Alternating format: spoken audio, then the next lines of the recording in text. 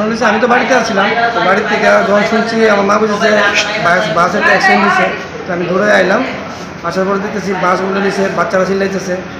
সঙ্গে সঙ্গে সব গাড়ি গুড়ি থামাইয়া আমি যেমনি পারছি 5-6 জন করে বাচ্চারা রেলওয়ে হাবাই নিয়ে গেছি।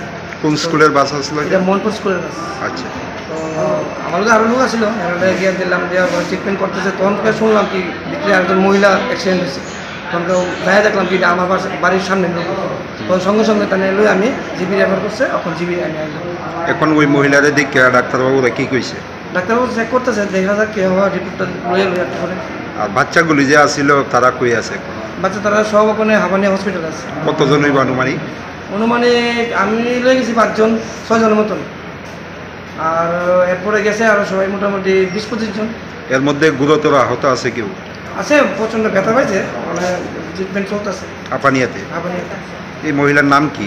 তার নাম খেলা সরকার, বাড়ি কোন জায়গায়? 3 নম্বর। আচ্ছা, কিভাবে হয়েছে? মানে এটা তো করতে পারতাম না, আমি উঠতে দেখছি অলরেডি অ্যাক্সিডেন্ট হয়ে গেছে, তারপরে সঙ্গে সঙ্গে লয়ে এলাম। এটা কি মানে বাইপাসেই নাকি? বাইপাসে মোহনপুর স্কুলের পাশে।